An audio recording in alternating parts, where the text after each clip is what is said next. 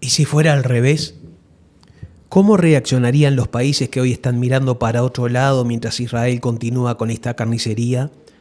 Si en lugar de ser Israel el invasor, Palestina e Irán hubieran ocupado territorio israelí, obligando a sus habitantes a concentrarse en una área mínima. ¿Qué dirían si los invasores hicieran saltar por los aires a las ambulancias y a los vehículos que llegan con ayuda humanitaria, con medicinas, con alimentos para los desplazados? ¿Qué dirían si decenas de miles de niños y niñas israelíes murieran por causa del hambre, las enfermedades y las bombas? Y bueno, la respuesta es obvia. Seguramente las potencias aliadas habrían reaccionado como hicieron con la Alemania nazi y habrían pulverizado al opresor. Sin embargo, parece que la vida de un niño o niña de Palestina no vale lo mismo que la vida de un niño o niña de Israel.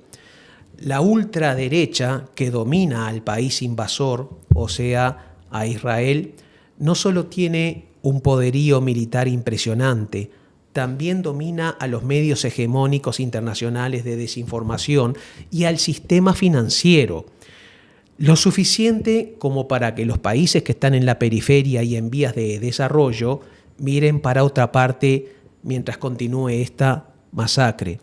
Solo en la Franja de Gaza ya van más de 52.300 muertos y cerca de 118.000 heridos, concretamente hasta hace pocos días 117.800.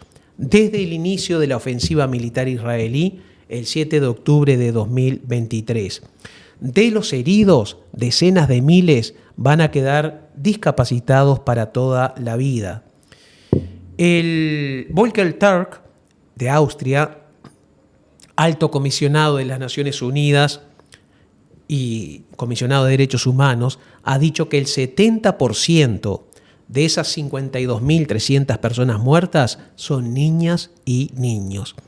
¿Imaginan ustedes también que aparte de ellos, de los 118.000 que han quedado heridos, sin un brazo, sin una pierna, sin un ojo, son niñas o niños? ¿En algún momento se han puesto a pensar que puede ser tu hija o que puede ser tu propio hijo?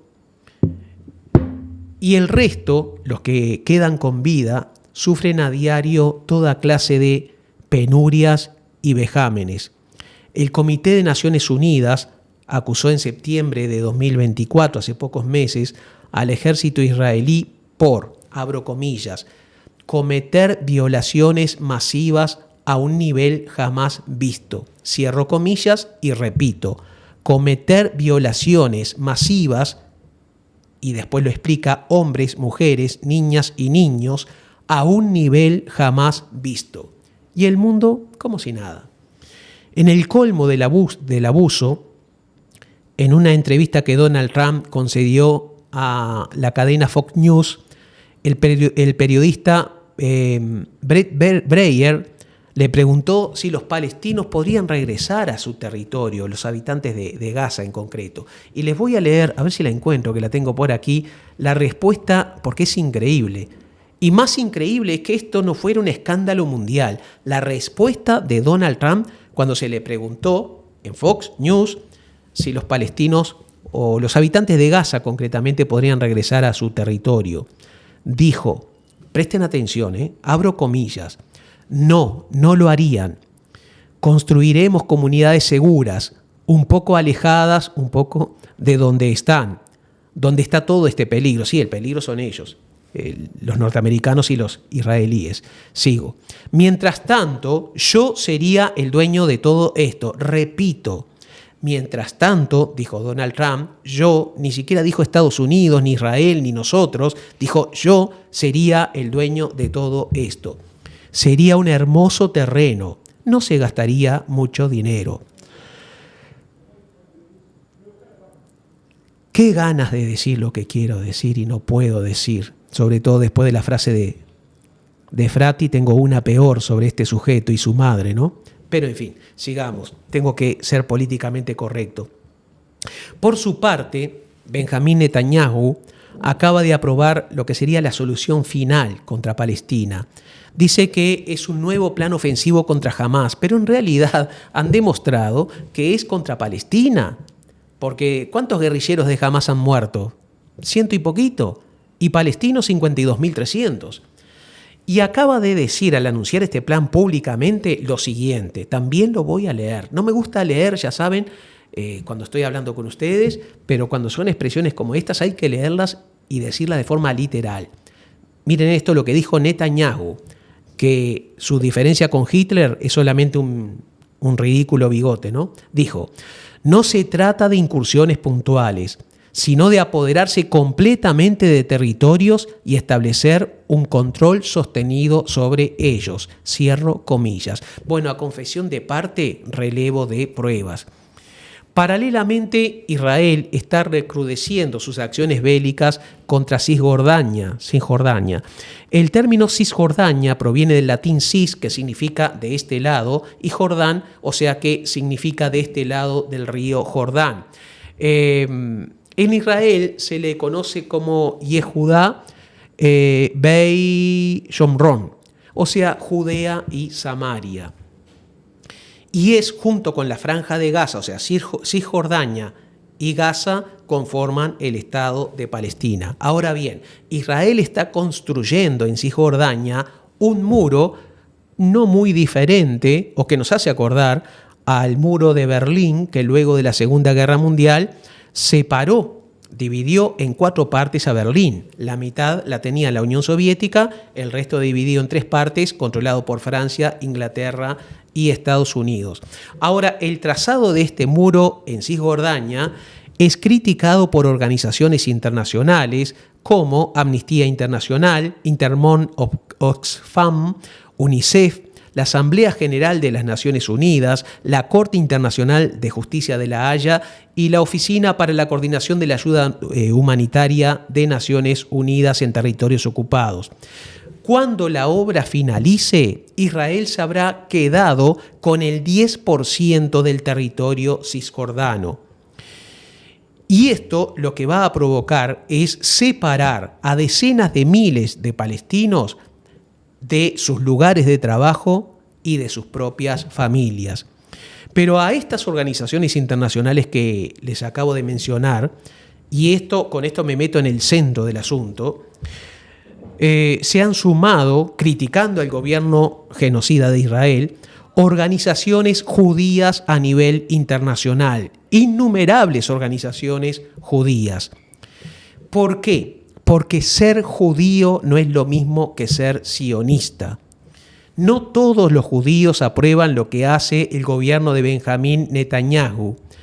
En un artículo impresionante, escrito por Gabriela Balki, que es uruguaya, judía uruguaya, que fue primero publicado en Va de Nuevo y luego en forma resumida en Brecha, se habla claramente de esto. Graciela Balki es licenciada en Historia del Arte, egresada de la Sorbona en París. Y fíjense, acá les voy a leer bastante, les voy a leer si me permiten, un traguito de café. Miren lo que dice, presten mucha atención. Y presten sobre todo atención, mis amigos judíos. Permítanme antes, tuve la oportunidad de conocer a una persona muy agradable de la colectividad, Ana Vinokur, que escribió, ya falleció hace unos años. Ella estuvo en Auschwitz y escribió un libro llamado Sin Título, que se los recomiendo, porque no ahonda de manera morbosa en lo que pasó, pero sí que fue testigo a los 12 años de aquello que fue terrible, ¿no? El problema es que ahora los nietos de los que vivieron aquella tragedia están aplicando los mismos métodos que los nazis aplicaron a sus abuelos. Pero miren lo que dice Gabriela. Con el mayor de los respetos a las organizaciones de la colectividad israelita del Uruguay, si quieres anda Germán mientras pasando las fotos, de nuevo, alzo mi voz de judía para decir, por favor, no hablen en mi nombre. No se arroguen el derecho de hablar por los judíos. Es una falta de respeto hacia todos los judíos que no compartimos las ideas sionistas. Y hago extensivo este pedido a los medios de comunicación que llaman a esos voceros representantes de la colectividad judía, pues representan solo a un sector de esa colectividad. Somos muchísimos los judíos que no participamos de esas organizaciones y no por ello somos menos judíos. Hay que ser muy valiente, Gabriela, para escribir este artículo, te digo. Continúo. Soy judía y soy antisionista.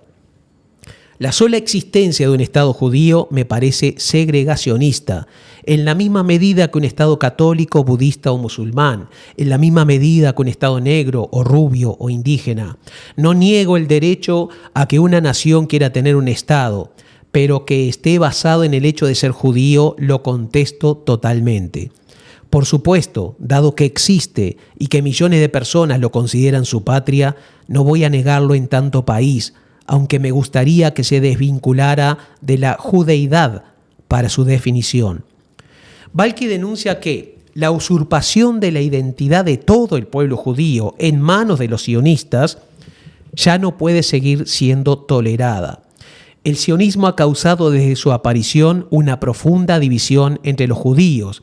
Los judíos más famosos han sido antisionistas.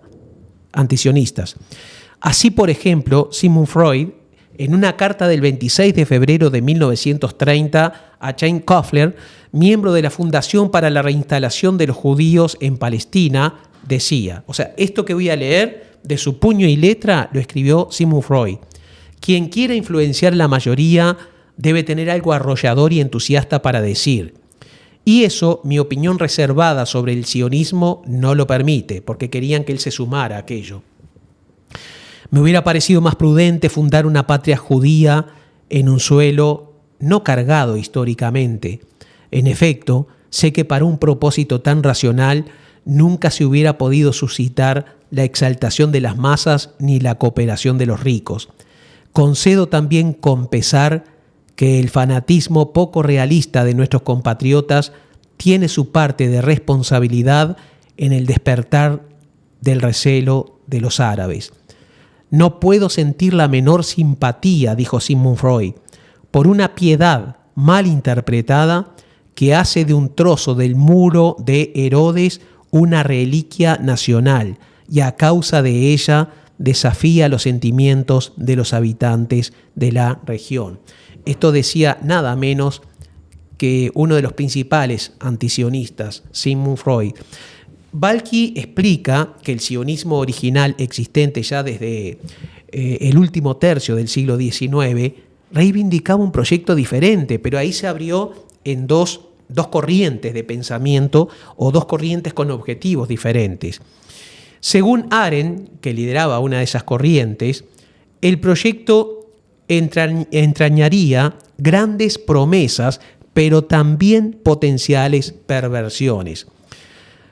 Desde el comienzo, dice Balki, se expresaron dos corrientes divergentes en el seno del sionismo. La triunfante, representada por Herzl Teodoro, que por ahí no sé si no pudimos traerle la foto, se entregó inmediatamente a los poderosos, es decir, se apoyó en las élites judías que deseaban mantener el control de las masas pobres y se orientó hacia los salones de las altas relaciones diplomáticas. En 1944, la Organización Sionista Mundial declaró públicamente la pretensión de establecer una comunidad judía que abarcase de forma indivisible e íntegra la totalidad de Palestina y estableció una hoja de ruta en la que los árabes ni siquiera eran mencionados. El hecho es, y ahora lo digo yo, que el sionismo no logró eliminar el antisemitismo, sino que lo alimentó, a la vez que fracturó a la propia comunidad judía dentro y fuera de Israel. Los judíos no sionistas son los que terminan pagando las consecuencias de las fechorías cometidas por la ultraderecha israelí. Dicho de otra manera, el sionismo siembra odio y ese odio pone en peligro a todos los judíos en todas partes del mundo. ¿Y qué papel juega Hamás en todo esto? Es el tonto útil de la película, porque es aliado no declarado de sus propios enemigos. Netanyahu, en el Congreso del Likud de 2019, dijo lo siguiente: cualquiera que quiera evitar la creación de un Estado palestino debe apoyar nuestra política de fortalecimiento del Hamás y de transferencia de dinero al Hamás. Esto es parte de nuestra estrategia, aislar a los palestinos de Gaza de los de Cisjordania. Lo dijo nada menos que Benjamín Netanyahu. Ahora, ¿por qué hablo de todo esto? Para que dejemos de ver de reojo a todos los judíos del mundo como si todos fueran la misma cosa. Balki termina su nota diciendo lo siguiente: hay muchísimos judíos que ante el espectáculo de tanta barbarie y horror, por primera vez están comenzando a alzar la voz. Han nacido cientos de organizaciones de judíos por la paz en el mundo. La campaña No en nuestro nombre recogió decenas de miles de adhesiones, cientos de intelectuales y artistas empezaron a hablar. El poder del sionismo, o les resumo esta parte, el hecho es que el sionismo tiene mucho poder y sabe perseguir de maneras políticas, de manera bélica, de manera económica y financiera a todos los rebeldes. Por lo tanto, que cualquier persona se exprese contra el sionismo es tomado como antisemitismo, lo cual es un atentado contra la inteligencia de todos nosotros. ¿Criticar al gobierno genocida de Israel es criticar al pueblo judío? No, no mezclemos la arena con la harina. Ahora, Palestina, o el tema palestino, no solo divide a los judíos. Pero miren, les comento algo. Hay dos formas de ser cómplices de esta masacre: por acción o por omisión. Mantenerse neutral y guardar silencio es también una forma de participar. Y es una forma de participar que el gobierno israelí aplaude y Palestina padece. Europa no está libre de esta división que provoca este asunto tan incómodo, y en Latinoamérica ni siquiera el Frente Amplio tiene una visión homogénea. Hay algunos que dicen: a ver, nuestra prioridad ahora es sacar, después de 5 años de retroceso, al Uruguay adelante. Si nos enfrentamos a Estados Unidos por opinar de un conflicto de Israel en el cual no vamos a poder ser parte de la solución, se nos van a cerrar los grifos del mundo financiero, se van a cortar inversiones. Y del otro lado están los que pensamos que la neutralidad o el silencio atenta contra las bases fundacionales del Frente Amplio. En abril de este año, hace pocas semanas atrás, la eurodiputada Irene Montero le dijo en la jeta, si me permiten la expresión, a la representante de la Unión Europea para Asuntos Exteriores y Política de Seguridad, Kaja Kallas, le dijo lo que le tenía que decir. Podrías poner ya lo habíamos pasado antes, pero esto vale la pena repetirlo. Adelante, Germán. Esta Comisión Europea también termine siendo juzgada en un tribunal internacional por complicidad con los genocidas. Alta representante, 6 días y 730 palestinos asesinados después de la ruptura unilateral del alto el fuego, usted viaja a Israel para mostrarles su solidaridad y reafirmar que son muy buenos socios. Si somos socios de un Estado genocida, ¿dónde quedan los valores europeos? Bombardear escuelas, hospitales, ambulancias en Gaza son valores europeos. Asesinar a 50.000 palestinos, forzar a millones de familias a abandonar sus casas casas y sus tierras, sitiar a la población sin energía y sin alimentos, quemar a niños y niñas en campos de refugiados. ¿Esos son valores europeos? Señora Kallas, este genocidio se está llevando a cabo con armas europeas y nuestros puertos y nuestros aeropuertos están siendo rutas imprescindibles para que lleguen a Israel las armas con las que se comete esta barbarie. Díganos, señora Kallas, ¿con el plan de rearmes seguirá comprando Europa armas probadas en cuerpos de niños y niñas palestinas? Señora Kallas, el Estado terrorista de Israel es un peligro para Europa y para toda la humanidad, y su comisión son responsables de dar apoyo militar, económico y político a los genocidas. Y yo hoy tengo la oportunidad de decirle, señora Kallas, lo que muchos europeos y europeas quieren decirle, que es no en nuestro nombre y no con nuestro silencio. Y los genocidas, señora Kallas, no pueden quedar en la impunidad. Pero le digo con toda honestidad que yo espero que ustedes, esta Comisión Europea, también termine siendo juzgada en un tribunal internacional por complicidad con los genocidas. Nada que agregar, solo decir que sé que estas palabras molestan y molestan por un motivo muy sencillo. Noticia es algo que alguien en alguna parte, por algún motivo, no quiere que se sepa.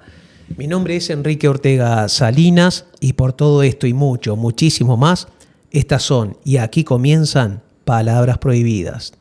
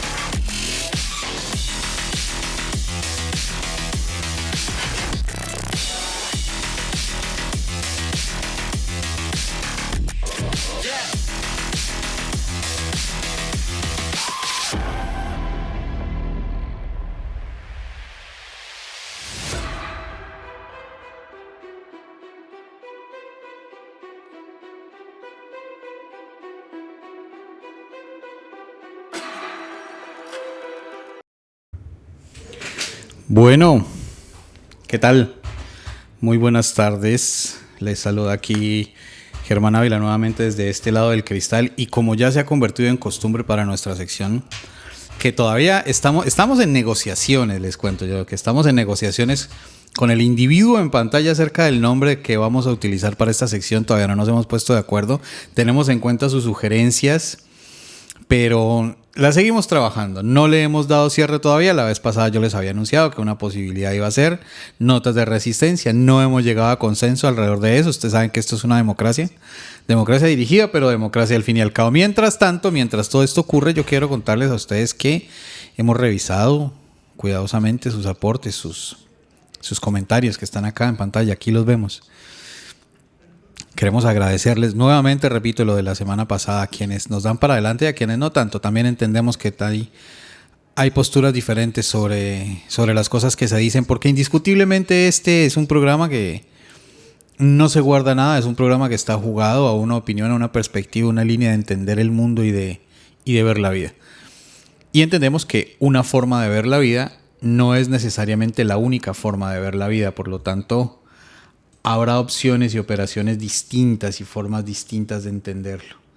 Así que bueno, esta semana no me voy a extender mucho, simplemente quiero, por la misma línea del final del programa anterior, vamos a hablar de Residente.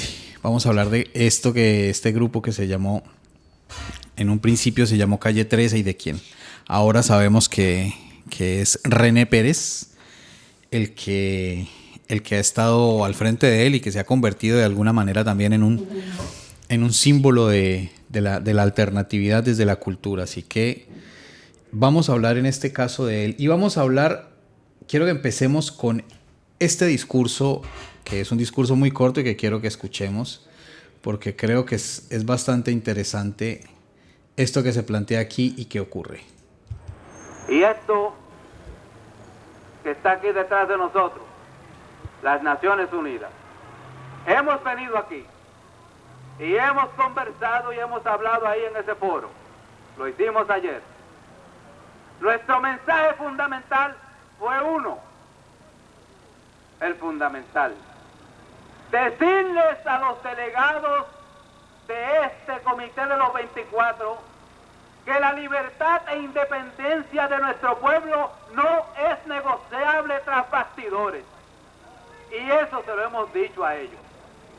Decirles que la obligación moral de todos los delegados es cumplir su deber fundamental de garantizar la libertad y la descolonización conforme a los procedimientos. Eso es lo honesto y eso es lo correcto. Y eso es lo que le hemos dicho a ellos. Bueno, ¿quién era este hombre que se expresaba de esa forma tan vehemente ahí en Nueva York, cerca del edificio de las Naciones Unidas? Él era Filiberto Ojeda Ríos. Pero vamos al principio.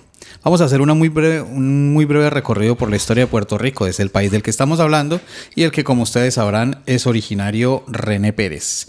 Puerto Rico, como la mayoría de la parte del sur de nuestro continente, fue conquistado por España y fue colonia española desde el descubrimiento de América hasta más o menos 1897, donde se emite lo que fue la Carta Autonómica de Puerto Rico, en el que pasaba a ser una provincia, pasaba a ser de colonia a provincia española, junto con Cuba, con Filipinas, con otra serie de territorios. Un año después, en 1898, fue invadida por los Estados Unidos en el marco de la guerra de Estados Unidos contra España. Finalmente, el resultado de esto es que en 1898-99 se firma un tratado que fue el Tratado de París, en el que se le entrega el territorio de Puerto Rico, de Cuba, de Filipinas y de Guam a los Estados Unidos. Y a partir de ahí ellos empiezan a, de alguna forma, regentar este territorio como su propia colonia.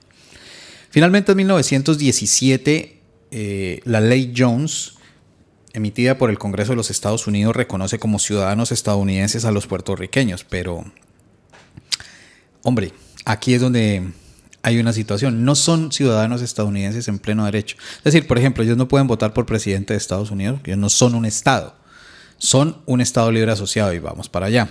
Esta ley de 1917, la Ley Jones, tuvo como objetivo de alguna forma poder darle la ciudadanía a los puertorriqueños, pero con una razón. Si ustedes se fijan en la fecha 1917, recordarán que en ese momento estaba en pleno curso la Primera Guerra Mundial. Es decir, básicamente lo que hizo Estados Unidos fue reconocer como ciudadanos a los puertorriqueños para poder hacerlos soldados norteamericanos, estadounidenses, para combatir en la Primera Guerra Mundial. No fue otra la opción porque finalmente no les dio mucho más. Finalmente en 1950 se promulga una ley que fue la Ley Pública L600, en el que le permite al Estado Libre Asociado, que es lo que genera como la expresión de Estado Libre Asociado de Puerto Rico, la promulgación de una constitución propia, reconocida como constitución propia, y es el que genera como la instancia del Estado Libre Asociado. Es básicamente eso, que Puerto Rico es un Estado, pero que es un Estado dependiente.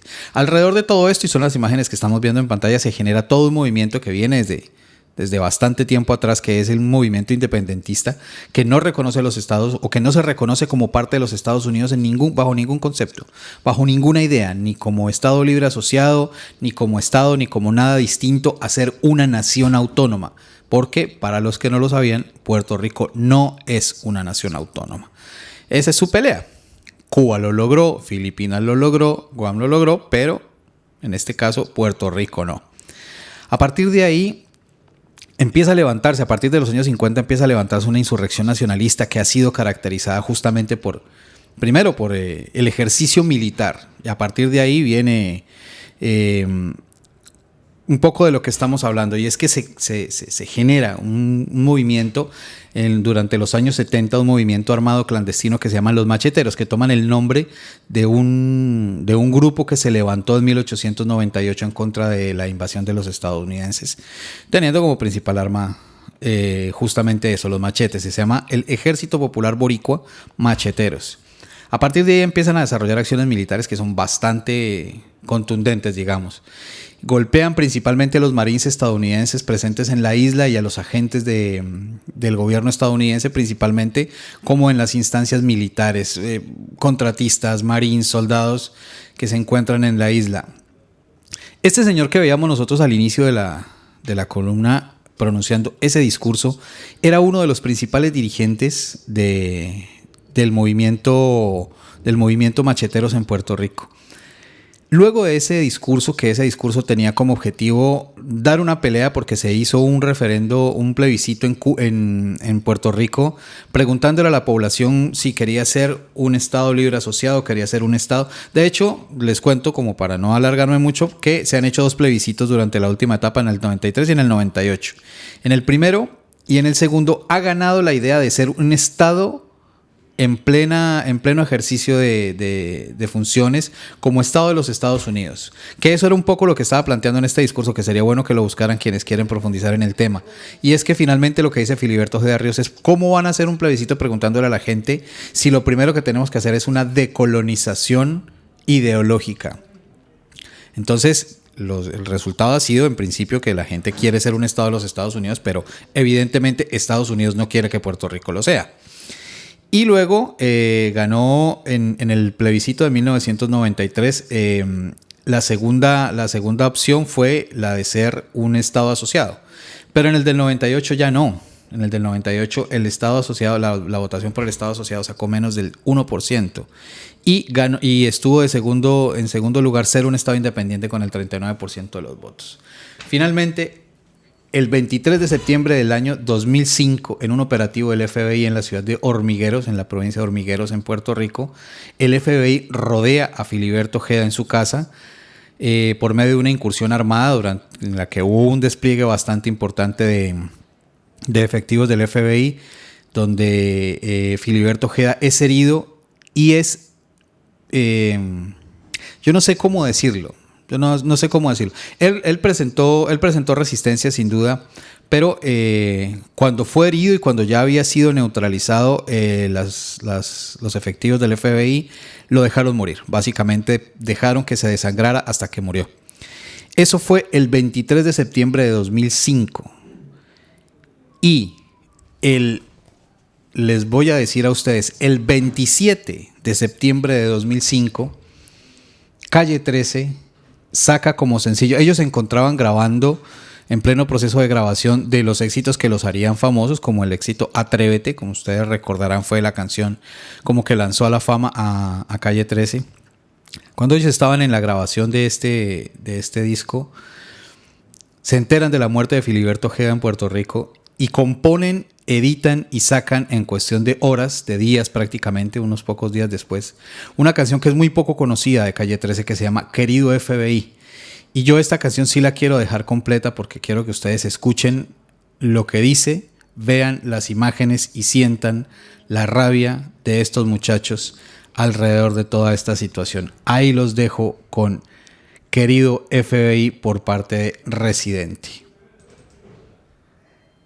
¿Cómo es posible que nosotros permitamos que unos invasores interrumpan la tranquilidad de nuestro hogar, se metan en nuestros hogares y verdaderamente nos ataquen de la forma que pretendían atacarnos? Yo no tenía la intención de permitirles eso. No porque pudiera ser o no el hombre más valiente de la tierra, es una cuestión de dignidad y de honor. Esto es un mensaje de parte del Residente Calle 13 para todo el gobierno y para todos los puertorriqueños. Dani, métele ahí. Queridos compatriotas, abogados, maestros, alcaldes y chotas, doctores, bichotes, bomberos, enfermeros, contables, traqueteros, piragüeros, todo el mundo entero, por mi madre que hoy me disfrazo de machetero y esta noche voy a ahorcar a 10 marineros. Hoy tengo la mano aniquilada y a mano pelada les voy a dar una pela para que vean que el gas pela. Nuestra bandera la han llenado de meao, murió desangrado mi gente que murió desangrado, nunca arrodillado. Lo van a tener que enterrar parado con el machete al lado. Que se activen La Perla, Llorén, Barbosa, Manuela, Caimito, Vista Hermosa, Covadonga, Camarones, Altura, Torre Sabana, Villa Esperanza, Sabana Bajo, Villa Fontana, Gladiola, Villa Carolina, el pueblo de Trujillo, Las Parcelas, San John, Monteatillo, Canales, San José, Río Grande, Luquillo, Puerto Tierra, Santurce, Monacillo, urbanizaciones, caserío. El FBI se ha metido en un lío, están jodidos, se jodió la Casa Blanca. Ahora voy a explotar con estilo, en el nombre de Filiberto Ojeda Río. Me tumbaron el pulmón derecho, pero todavía respiro. Me voy a los tiros, pero todavía respiro. A los federales con piedra les tiro, y si no hay piedra pues les tiro con guiro. Con lo que sea, tumbaron al hombre pero no a la idea. A todos los federales los escupo con diarrea. Me dan náusea, me dan asco. Yo sé que estoy perdiendo los cascos por culpa de ustedes, jodidos brutos. La calle 13 está de luto. Con calma, compi, hay que ser astuto. Cállate, fucking federales, gandules y guardias estatales que no hicieron nada, con las manos cruzadas se quedaron mamándose un bicho. Fucking cabrón gobierno que permite esto. Chorro de puercos, son todos unos insectos y por eso protesto. Protesto por una masacre en Ponce, protesto por un Cerro Maravilla y hasta por un septiembre 11. Lucha, lucha, como lucha libre, por la libre, viva Puerto Rico libre. Hay mucho tiburón en el Caribe, 100 por 35 es el calibre. Lucha, lucha, como lucha libre, por la libre, viva Puerto Rico libre. Hay mucho tiburón en el Caribe, 100 por 35 es el calibre. Pa' explotarle esos cabrones los colmillos, hay 3.9 millones de cuchillos. Esto es sencillo, se me prendió el bombillo. Lo que hay es que activar a los corillos, en vez de apuntar para los mismos caseríos, apuntar para arriba, para donde hace frío, para los del norte, sin cojones la radio y las ventas. White Lion me dio el pasaporte para tirar este corte. Lucha, lucha, como lucha libre, por la libre, viva Puerto Rico libre. Hay mucho tiburón en el Caribe, 100 por 35 es el calibre. Lucha, lucha, como lucha libre, por la libre, viva Puerto Rico libre. Hay mucho tiburón en el Caribe, 100 por 35 es el calibre.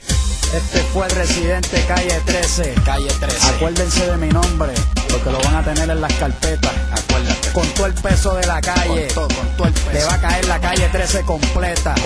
Para que respeten. Aquí se respeta o se te espeta. Se respeta o se te espeta. Se respeta o se te espeta, puñeta.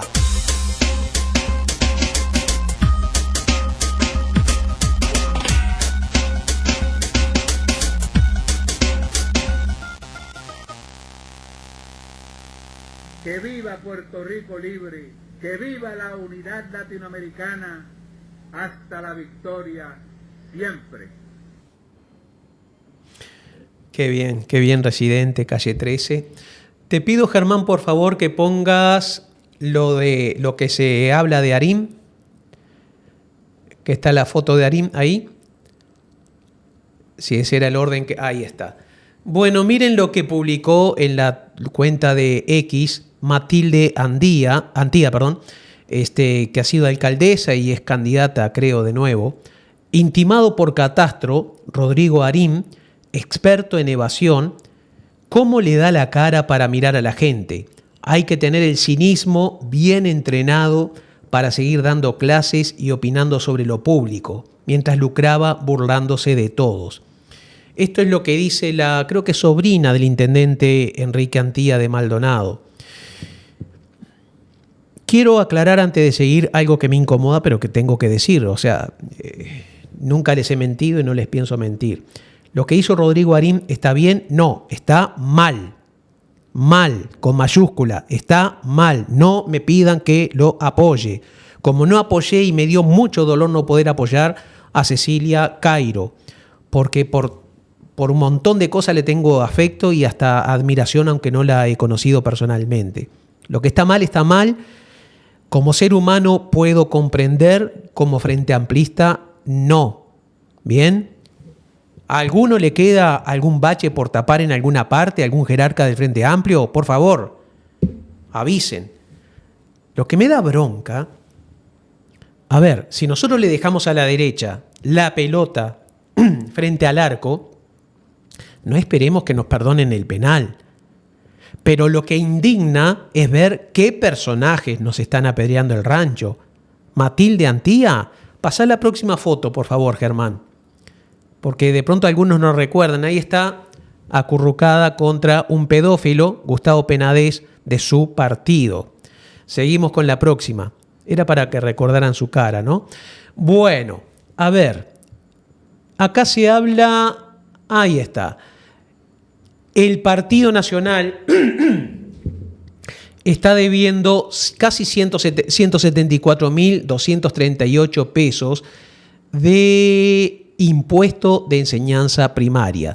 El Partido Colorado debe un poquitito menos, una cifra similar, y desde hace mucho tiempo, pero por lo menos el Partido Colorado no ha vociferado tanto como lo ha hecho el Partido Nacional. O sea que antes de fijarse en la pajita en el ojo ajeno, Mercedes, tendrías que ver la viga que hay en el propio. Seguimos con la próxima imagen, Germán.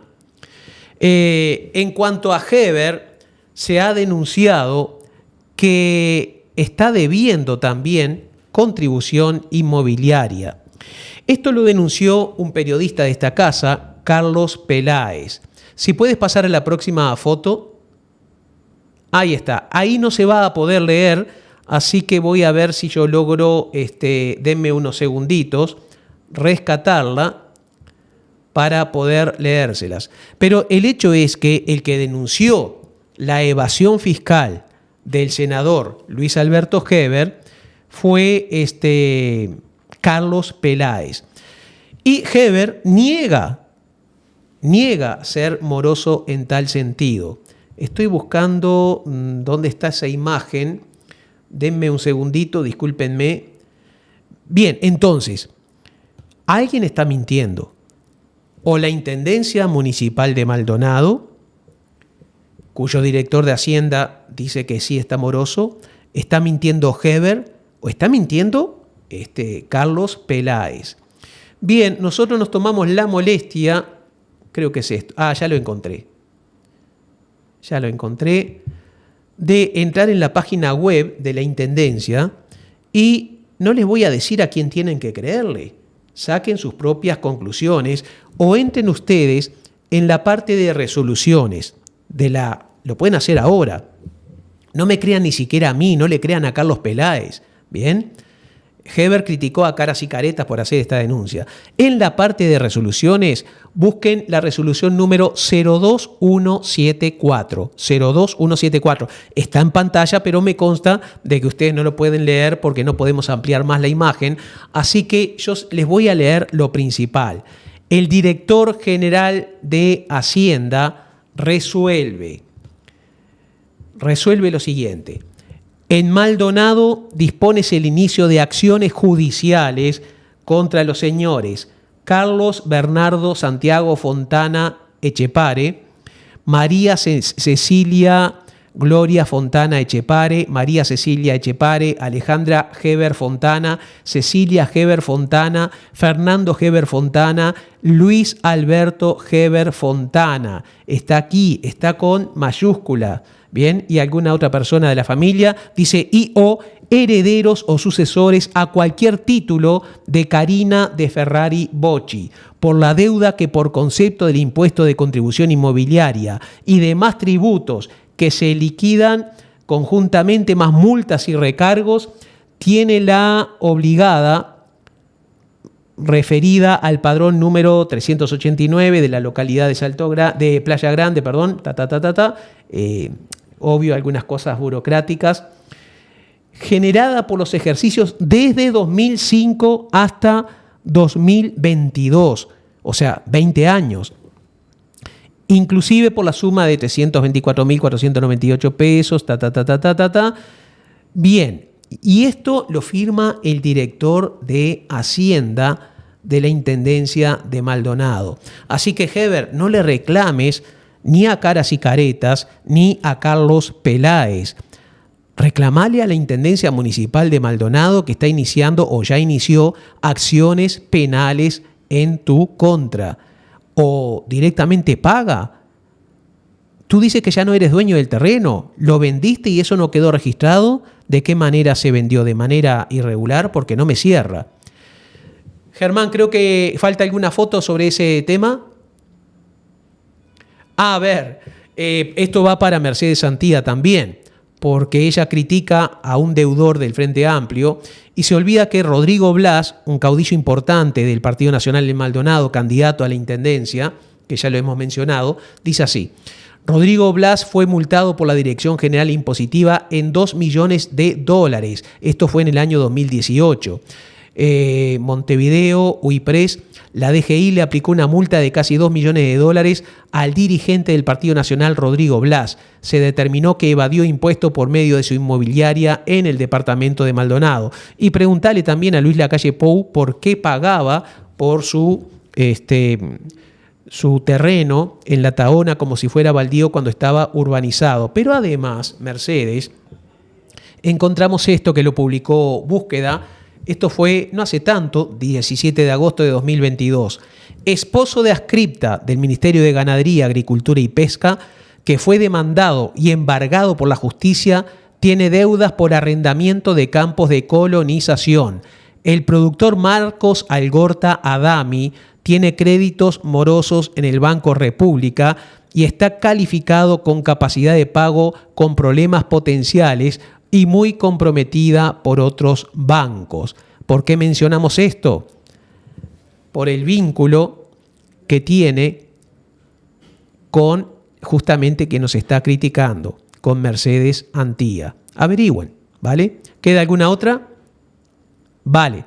Te paso la posta, creo que sigue el ranking de tweets. Efectivamente, Enrique. Muchas gracias. Bueno, vamos a comentar los tweets así como a velocidad mar, porque el tiempo es corto y tirano en televisión, aunque esto no es televisión, ¿no? Esto es streaming, se supone que no debería hacerlo, pero sí, la verdad es que sí lo es. Vamos a ver, muchachos, dice Gustavo Pinto, nos dice: Pablo Donangelo es uno de los abogados defensores de los estafadores de Conexión Ganadera. Ahora se sabe que es suplente de Martín Lema como candidato a intendente de Montevideo. Toda esa gente desagradable son del mismo grupo de amigos. Bueno, creo que este tuit también se explica solo, así como algunos de los que vimos en el programa anterior. Ahora, Andrea Simboca dice: la hermana de Penades pagó un sicario y amenazaron de muerte a algunos abogados. Menos mal que está al día con el impuesto a prima. La verdad es que yo no había leído los tweets. Está bueno. Perdón. Aquí en esta metente. No, por un tema de tiempo no los había revisado bien antes, entonces me encuentro con esto. Vamos a repetirlo. La hermana de Penades pagó un sicario y amenazaron de muerte a algunos abogados.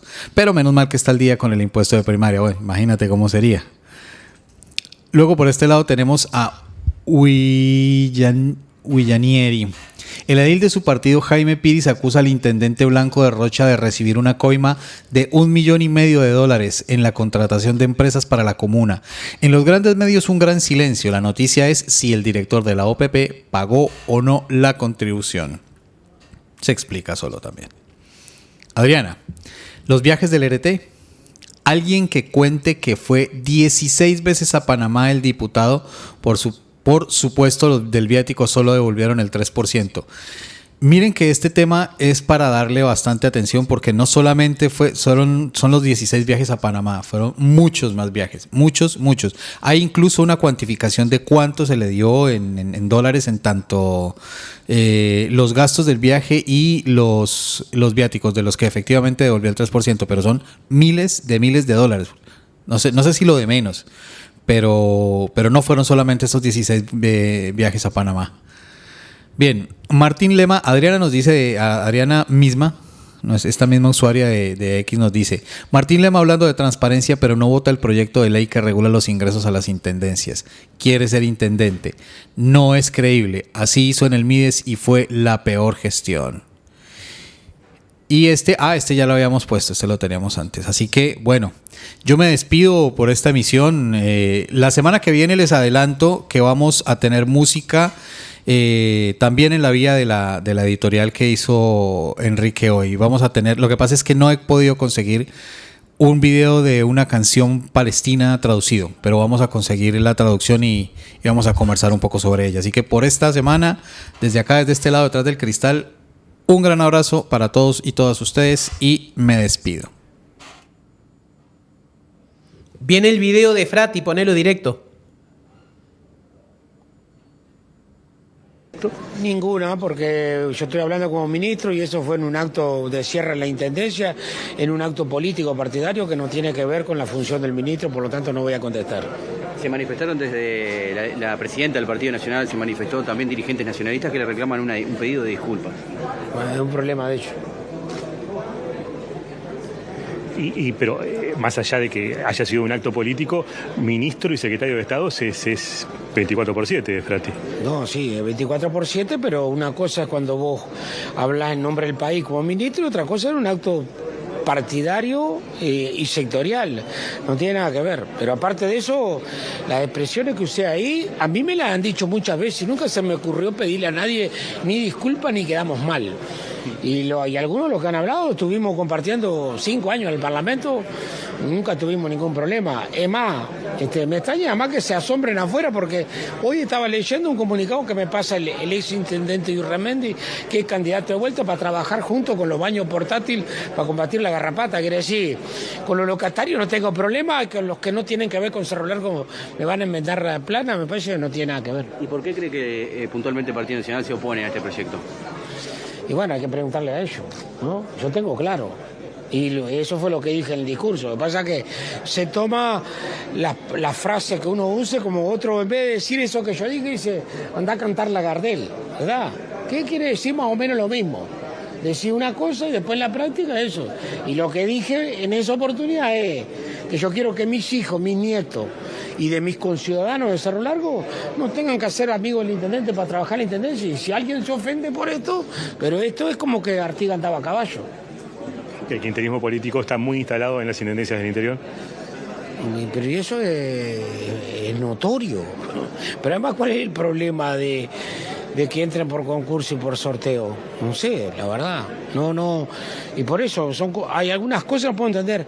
Y a ver, esto tiene décadas. Ahora, yo qué sé, todo evoluciona. Y el país en esto también tiene que ir evolucionando.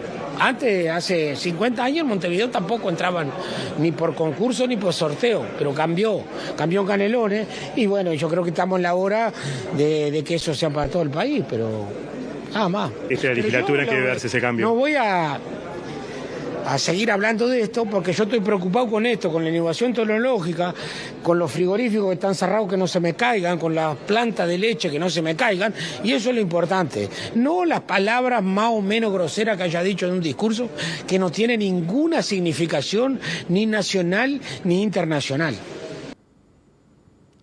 Frati, lo que los militantes frente amplistas le piden a sus representantes en el gobierno no es que manden a los blancos a exonerar el vientre en el dispensado, aunque dicho de tu parte no de manera tan afrancesada quizá, sino que los manden presos cuando corresponda y a quien corresponda. Pasemos a lo que publicó la presidente del directorio del partido. Bueno, ahí está ratificando lo que dijo Frati, el ministro de Ganadería, Agricultura y Pesca. Seguimos con la próxima. Bueno, miren lo que dijo primero Nicolás Martinelli, ex barman y ex ministro del Interior. Es difícil construir puentes con quienes eligen el agravio antes que el respeto. Mañana van a pretender sentarse a generar consenso sobre seguridad y otros temas. Pensé que tenían más altura política. ¿El presidente va a volver a callar y dejar pasar estas cosas? Repito esta pregunta. ¿El presidente va a volver a callar y dejar pasar estas cosas? Así piensan gobernar los 4 años y 10 meses que restan, ya están contando, ¿no? Pasemos a la próxima. Y miren lo que dijo la presidenta del directorio, ¿no?, del Partido Nacional. Sorprendida, es inaceptable el insulto soez y el agravio innecesario proveniente de un ministro de Estado al Partido Nacional que represento. Siempre habrán diferencias en opiniones y visiones. Lo que exigimos es respeto. Sí, el mensaje está muy bien. El problema es quiénes son los mensajeros. Pasemos a la próxima.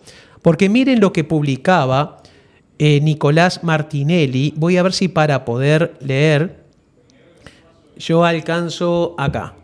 Lo voy a leer de mi computadora. Él está exigiendo respeto y está asombrado, ¿no?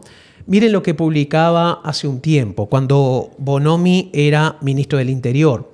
Según informa Presidencia de la República, Bobomi, lo trata de Bobo, fue designado interinamente como ministro de Economía, feliz Día de los Inocentes. Luego, un tiempito más allá, 7 de agosto, marcha contra la inseguridad, viernes 18 horas en Plaza Cagancha, solo banderas de Uruguay, y grande que diga fuera Bobomi. Y acá, bueno, el resto de los tweets que él publicó trataban de esta manera con insultos al entonces ministro del Interior. Pasemos a la próxima. Y a ver, Macarena, ¿qué pasó cuando Sebastián da Silva se burlaba del candidato, el hoy presidente de la República, Yamandu Orsi, y le llamaba Tribilín? ¿Dónde estabas ahí? No te vi quejarte ni hablar en contra de la ordinariez. Seguimos. Miren lo que decía Sebastián da Silva en El Observador. Da Silva dijo que la victoria de Lema depende del tamaño de las guampas de los montevideanos y comparó a Vergara con el agua Fanta. También le llamó cabezudo. Seguimos. Y quizás recuerden aquel video donde al ver una imagen del presidente de FUCBAN, la senadora Graciela Bianchi dijo: míralo al hijo de puta. Y ahí no vi a Macarena quejarse. Me podrá decir, bueno, yo no ocupaba este cargo ahora. Vale, pero hoy siguen insultando. Seguimos. La calle llamó caranchos a la disidencia social, política, científica y cultural. No vi ningún mensaje tuyo, Macarena, quejándote. No hirió tu sensibilidad. Y tampoco hirió tu sensibilidad este señor, Pablo Iturralde, cuando ocupaba tu cargo y hablando por teléfono con Penades, refiriéndose al ex fiscal general de la Nación, Gómez, él decía: es un cagón, hay que apretarlo y se va. Es un cagón. Y entre sus filas ustedes tuvieron a este personaje que incluso le mantuvieron oficialmente aceptada una lista del Partido Nacional que ella dirigía, Romina Celeste, después de haber sido procesada y condenada por atentado al escupir a una funcionaria pública. Pero ¿y luego cuánto tiempo pasó mientras calumniaba de la manera más sucia, más ruin y más rastrera que podamos imaginar? Y ustedes la mantenían en el Partido Nacional. Recién a las 1500, cuando salió la condena y Romina Celeste terminó en la cárcel, ustedes le soltaron la mano. Pero mientras era útil a sus propósitos, a los blancos no les preocupaba esta clase de ordinariez. Así que, a ver, por favor, Sebastián da Silva se metió hasta con los hijos de Yamandu. En definitiva, dicen que siempre hay que criticar el mensaje y no al mensajero. Pero cuando los mensajeros son los mismos que le mintieron al Parlamento y a la justicia, no le podemos tener el menor respeto. ¿Sabes qué es falta de respeto, Macarena? Quemar un documento público que incrimina al presidente, al expresidente de la República, Luis Lacalle Pou. Falta de respeto es tener una asociación delictiva en la torre ejecutiva. Falta de respeto con el pueblo uruguayo fue hacer todo lo posible, movilizar una cantidad de funcionarios públicos para que le dieran el pasaporte a Sebastián Marcet para que este narcotraficante pudiera salir de una cárcel de Dubái. Mira, tengo mucho para decirte, pero simplemente no es ni siquiera un consejo, que no me gusta darlos. Pero antes de mirar para este lado, fíjate lo que está pasando en tus propias filas. Por último, nos queremos despedir con lo siguiente. Hoy comenzamos hablando de la guerra. La guerra es la solución más cobarde para los problemas. No hay caminos para la paz, decía Mahatma Gandhi. La paz es el camino. Y lo peor es que la guerra la deciden siempre unos tipos gordos detrás de los escritorios, y los que van a pelearse creyendo que lo hacen por la libertad, por la patria, por Dios, por el honor y por otras paparrulladas, por no decir otra cosa, son siempre los de abajo, mientras los de arriba lucran. La orilla blanca, la orilla negra, la riba bianca, la riba negra, es una canción italiana que se hizo muy popular desde 1971, fue un éxito mundial en la década de los 70.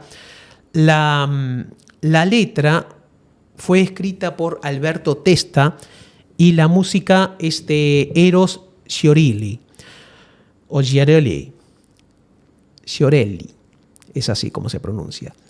Fue una canción impresionante y cuenta la historia de una batalla, y en medio del humo y de todo el fragor del combate y las bombas se encuentran un capitán y un soldado. Uno está herido y le dice al otro: alerta, cúbrase en el terraplén. Claro, con el polvo y todo eso al principio no se dan cuenta, pero a los pocos segundos sí, de que pertenecen a bandos contrarios. Habla de dos países que están divididos por un río y que están en guerra. La letra es impresionante. ¿Por qué nos queremos despedir con esto y les pedimos como siempre que cierren los ojos y que llamen a sus hijos adolescentes para que escuchen 3 minutos? Porque queremos hacer humildemente, no sé, aportar un granito de arena para rescatar lo que eran estas letras, lo que era esta música, y en el caso de Iva Zanicki, lo que era esta voz. Y para que no nos dejemos engañar con esto de las guerras, ya lo dijo Donald Trump, en definitiva, al final del día, todo era una cuestión económica. Necesitan arrasar con los palestinos para poner en su territorio un polo inmobiliario. Poné, si quieres, de comienzo una foto de los de Palestina, la que tú quieras, quizá, ahí está. Y los dejo entonces con esta canción, escúchenla hasta el final, y volveremos el martes que viene con Palabras Prohibidas a la hora 20 en punto. Gracias.